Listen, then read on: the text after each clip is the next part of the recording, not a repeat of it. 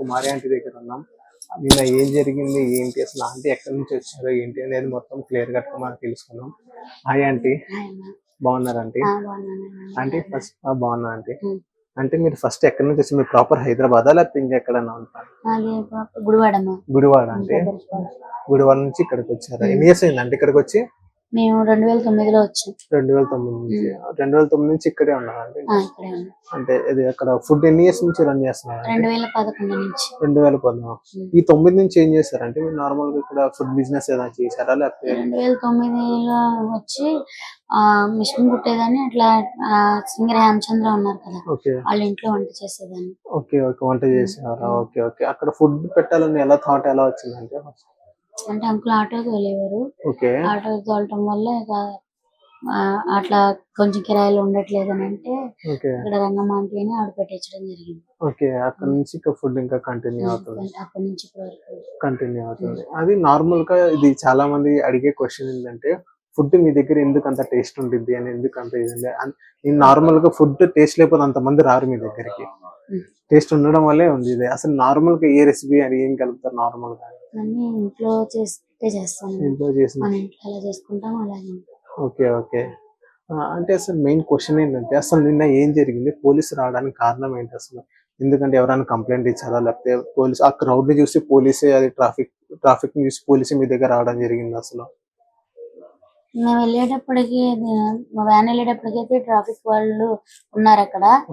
అంటే పబ్లిక్ అదే ట్రాఫిక్ అనేది లేదు.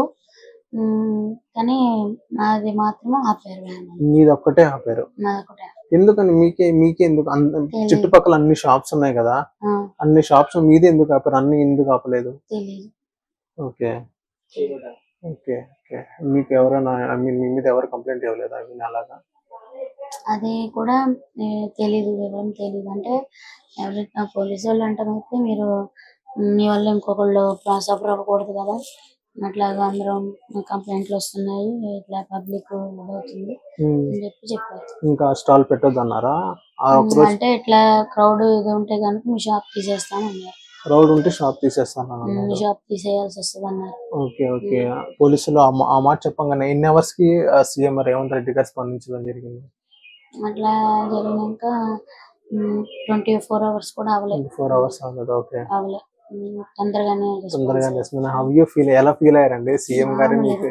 ఆయనకి ఎప్పుడు మేము రుణపడి ఉంటాం. ఓకే, సీఎం గారికి మా ధన్యవాదాలు. Okay okay. ఇంకా చాలా మంది సినిమా ఫీల్డ్ వాళ్ళు కూడా మీ దగ్గర రావడం జరిగింది. మీకు అంటే మీకు జరిగిన ఇన్సిడెంట్ దాన్ని స్పందించడం జరిగింది. ఎలా ఫీల్ అవుతారు అంటే? చాలా నాకు సపోర్ట్ చేసిన వాళ్ళందరికీ పేరు పేరున థాంక్స్ చెప్తున్నాను. ఓకే, ఐ మీన్ ఇప్పుడు మీరు పాపులర్ అయ్యారు కదా యూట్యూబ్, ఇన్స్టాగ్రామ్ వల్ల. దాని వల్ల మీకు మంచి జరిగిందంటారా చెడు జరిగిందంటారా? మన ప్రజా నాయకుడు మంచి అయిన మంచి మనసున్న మహారాజ్ కాబట్టి నాకు ఇలా న్యాయం జరిగింది. లేకపోతే ఏం జరిగేదో భయం వేస్తుంది. అది ఎలా చెప్పాలో తెలియదు. చుట్టుపక్కల వాళ్ళు పొద్దున వెళ్ళడం జరిగింది, చుట్టుపక్కల వాళ్ళకి మీ వల్ల ఇబ్బంది అవుతుంది అని, మీ వల్ల బిజినెస్ అవ్వట్లేదు అని అంటున్నారు చుట్టుపక్కల అని. సిగరెట్ అమ్మే వాళ్ళు కానీ ఇంకొకరు కానీ సిగరెట్ అమ్మే వాళ్ళు మేము మాట్లాడడం జరిగింది. మీ వల్ల వాళ్ళకి బిజినెస్ అనేది దెబ్బతింటుంది అనేది వాళ్ళు చెప్పడం జరుగుతుంది. దానికి మీరేమంటారంటే? వాళ్ళు బహిరంగంగా ఆన్ కెమెరా చెప్పారు మాకు. నా వల్ల గిరాకీ దెబ్బతింటుంది అని అన్నప్పుడు మరి నా పక్కన ఉండు అని ఒకప్పుడు ఎందుకు అన్నారు? మరి నాకు అదైతే నాకు అర్థం కాల. మరి ఇప్పుడు ఎందుకు ఇలా మాట్లాడుతున్నారో కూడా తెలియలే నాకు. అది మీరు చెప్తున్నారు కాబట్టి అది నిజం ఎంత అవుతుంది ఎంత నాకు తెలియదు.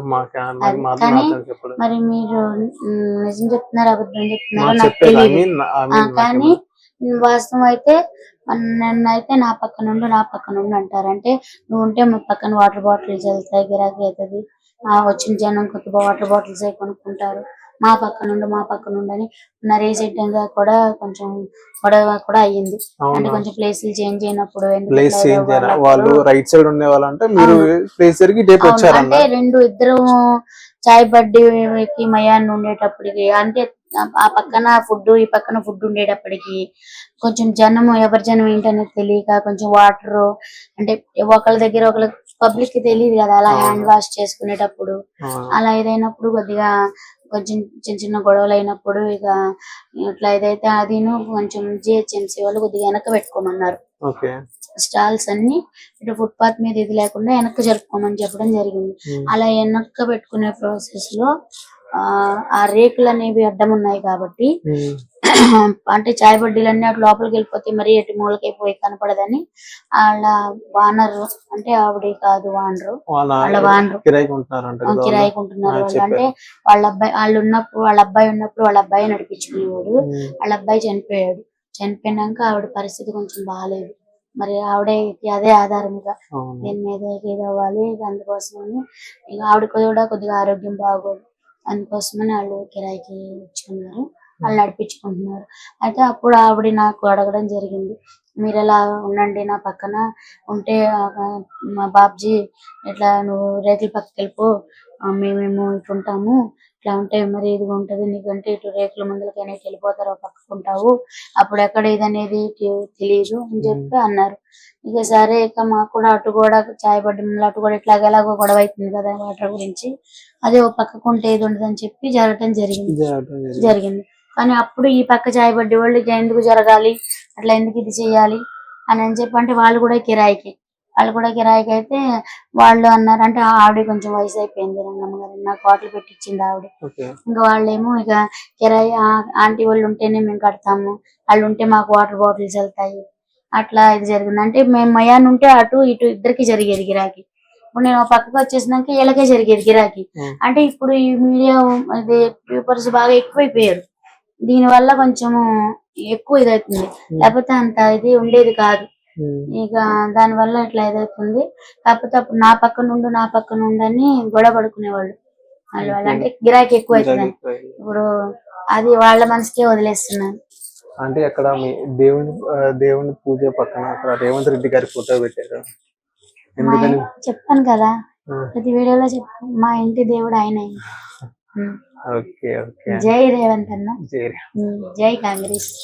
మీరు చాయ్ బడ్డే వాళ్ళకి మీకున్న డబ్బులు ఎంతో కొంత వాళ్ళకి ఇచ్చారని సహాయం కోసం వాళ్ళు అంటున్నారు. వాళ్ళు ఏమంటున్నారంటే మాకైతే రూపాయి ఇవ్వలేదు, కానీ ఆంటీ ఏమో యూట్యూబ్ వాళ్ళకి అందరికి ఎలా చెప్తుంది, నేను వాళ్ళకి సహాయం చేసి నేను వాళ్ళకి డబ్బులు ఇచ్చానని ఆంటీ చెప్తుంది యూట్యూబ్ వాళ్ళకి అని వాళ్ళు అంటారు.